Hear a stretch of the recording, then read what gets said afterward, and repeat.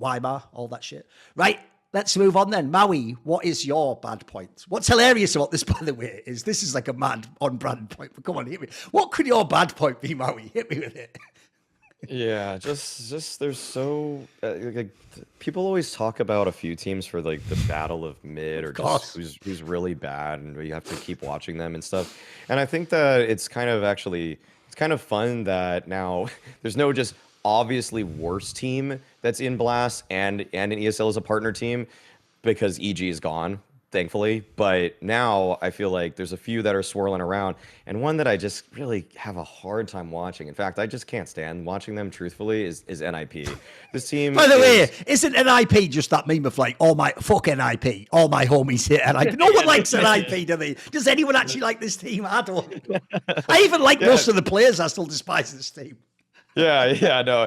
This is like one of the worst arrangements of players you could possibly ask for. It's like, and there's really, to me, the crazy thing about this is that even though we just talked about Big and some of the ways that it's frustrating because Tabson and Crimbo are in jail on this team, I don't think there's really anybody in jail on this team. I don't think anybody truthfully really deserves any better than what they're getting on this team. The analogy for them, Maui, is they might actually be like institutionalized, where if you let them go to a normal team, they might not be able to live outside of the NiP prison system. They'd be like the guy, guarding his cornbread, and it's like, whoa, you're at home now. It's okay. No one's going to steal it. It's like, okay, I don't know. Like, I can't live in the normal world anymore after being in NiP for too long. It's just like I wrote a tweet about this team that it was just that I thought I was kind of saying at the time, and maybe I was being even too nice on it, is that you look at this team and some of the names on paper and you're like, maybe if that's your third to fifth best player, you could do something. But the thing is, none of these players are first options. Like, you would never ever want to look at any of these guys and be like, this is my best player on a team.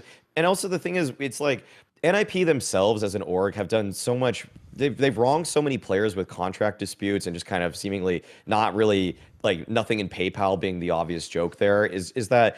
And so in some ways we don't even really love the storied brand. Like, at least I think some people hold Fnatic a little bit dearer to their heart than a team like NiP and just kind of the legacy there. But yeah, with NiP, there's just they've been dragged through the mud in terms of their reputation and name as an organization.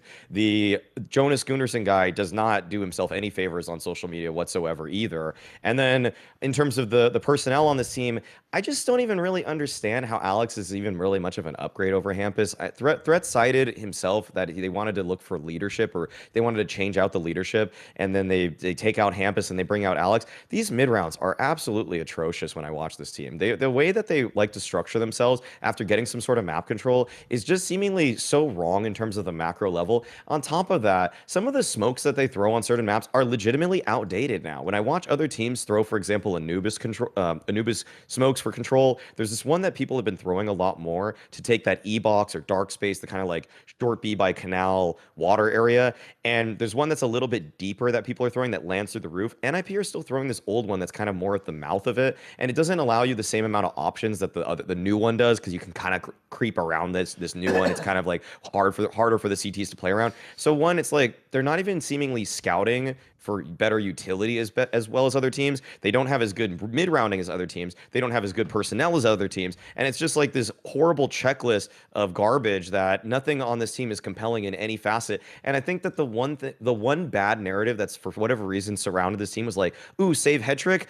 If you watch the games, Hetrick is just such a save-prone opper. He just wants to get out of fights so frequently. He doesn't really take too many risks for himself. In fact, I actually think Hetrick is a much better rifler than he is opper, and this is something that I've been kind of perpetually saying, because when he was playing in the We Play Academy League and had his first couple seasons, he was a rifler, and then they kind of forced it. They did, for whatever reason, on Navi Jr., he became the opper when Monacy left, and then he suddenly just got picked up by NiP, and I feel like everybody else was looking around like, you do know this guy only opt for a single season in an academy league, and you're picking him up to be your new Monacy signing. And it's like they're the one team, an org, that had like wool over their eyes because they didn't properly scout this guy. He's not actually putting himself into all the right fights and engagements that he should. And his rating at the end of the day might look good, but if you actually watch the demos, he's one of the most static operators I've ever seen. And if anything goes wrong in the round, he's just gonna hightail it out of there, and he's just gonna save for his rating. So, and I don't even necessarily think that's his fault. I feel like,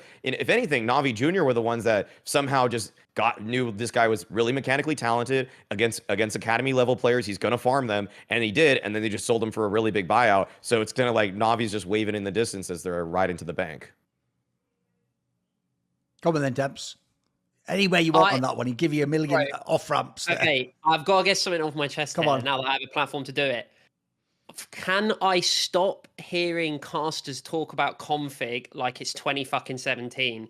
Brother, why is Henry G sat here telling me that this guy's some mega monster star carry? He does it once every like 40 maps. He'll have like an old school config game and it'll be against some shitters anyway. And you'll be like, wicked config. No, he's not back, guys. We know he's a known quantity at this point. His decision making is fucking awful. Yes, he's pretty mechanically gifted, fair enough. And when he's on, he will pop heads. Don't get me wrong. I'm not saying like config's completely worthless, but like, can we stop pretending he's like Nico or something? Like that was 2017, man. When yes on Dignitas or like North or whatever, yeah, he looked really good.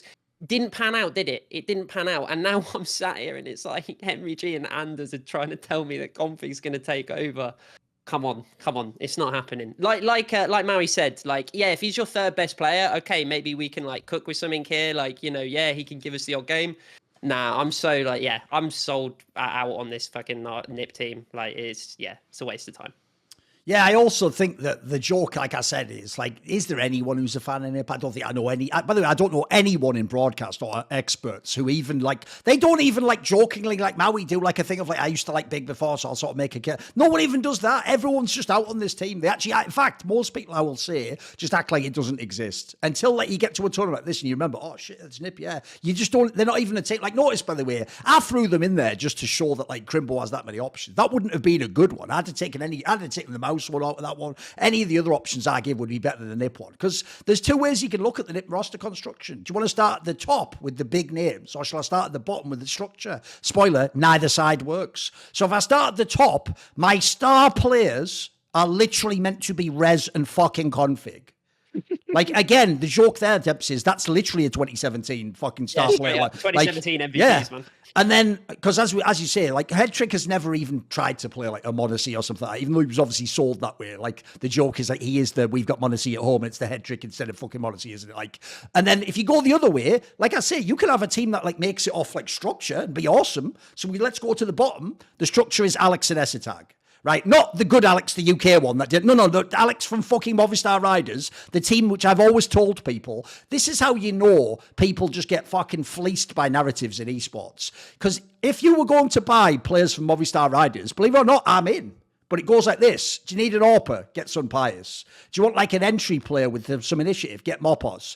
I'm going to get the IGL. Why are you getting the IGL, you idiot? That's the one guy in the team that I wouldn't take, you moron. Did you just hear what I said? There's a guy who just did Randy plays that made the whole T-side work, and then on CT side, a guy shot everyone with the AWP. Like, you've gone, is there anyone sat near them, though, watching that I could sign and pay? Like, I don't get it, mate. You don't have those players. It doesn't even make sense. So the Alex one makes up. And then you've added Essetag. Again, what year is this? If this is 2 years ago, I've always thought Essetag was a pretty good fill player. He is actually one of the worst fraggers in professional Counter-Strike right now. You can go watch a game, even though he might still try. I'm sure he probably still has smarts and comms and stuff. He has actually got to the point now, guys, where he's like worse at fragging than some of the low fragging IGLs, and he isn't your IGL, and Alex is your IGL. So add all this together, like you've got stars who aren't stars because it isn't 6 years ago. You've got an IGL who never was anyone. You've got a support who used to be all right if he was on the third best Danish team 5 years ago, and then you've got Headtrick who really does, to Maui's point, look like he thinks like, right, I'm going to lose the game anyway, so I'll just sort of do my job in a sort of safe way.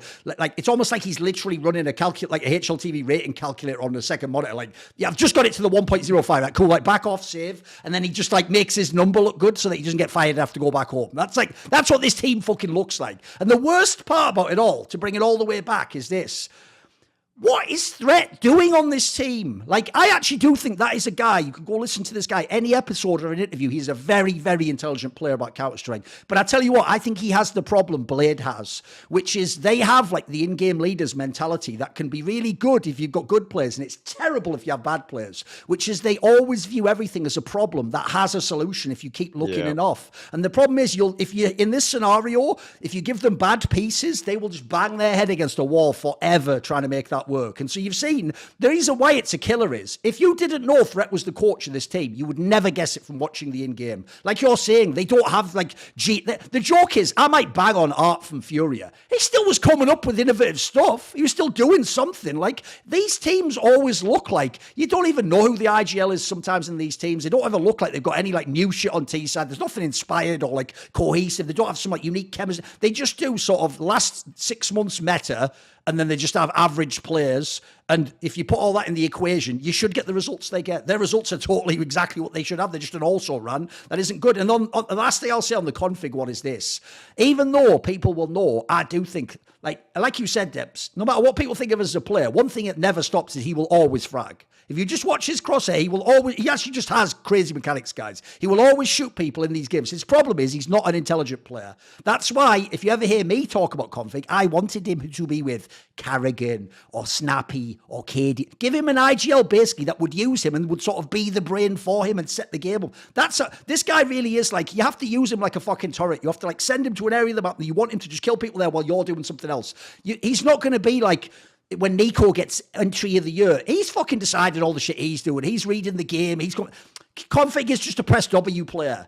So if that's my best player, we're in fucking deep shit, especially when our IGL isn't brilliant, by the way. So to me, yeah, the whole team's just kind of like whatever in it at this point. The only good news is this. At least this team isn't a prison for anyone, as you said. Like they all sort of, the joke is they all deserve to be here. They all need to serve their time on NiP, and then with good behavior and the right sort of attitude and remorse for what they've done to be in NiP.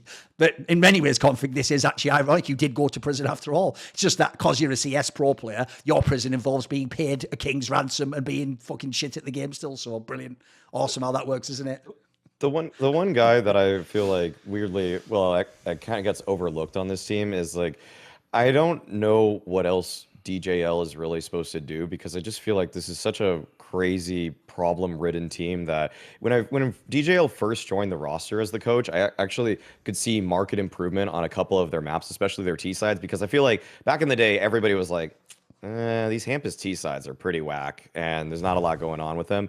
Then when DJL joined, it was like, oh, wow, this team is actually leaning on Overpass as their map to get a decent amount of T-side rounds, because DJL brought something into the structure that helped them just figure things out. But now it's just like, I look at the team and I'm like, man, there's like, I think you put it well with the whole like Threat sees this as like, there's some way that you probably could squeeze 5% more out of every player. I feel like if that even happens, this team doesn't really considerably move in any meaningful direction upwards. Yeah. Like, put it this way, here's the best way to frame it. What could ever change about this lineup that makes any player become a top 20 player? I can't even see what it would be. I can't even conceive of like a way that like I don't even know what the best case scenario would be. Like, how would you even change? It's one of the rare examples. That's why I say I sort of do low-key hate this team, because every other team I have some angle. I don't even know what piece I'd replace. I think like this really feels like a team you just wipe it clean and start over again. You know what I mean? You don't even pick like two players and repick. Like you just start over with a new squad. Maybe their one chance is like a proper micromanage in-game leader. Because I think Headtrick's still got good mechanics. I think Config's got good mechanics. Okay. If you could get some like existence RPK like combination where he literally just like wore RPK like a suit to like frag out on people, then give me that.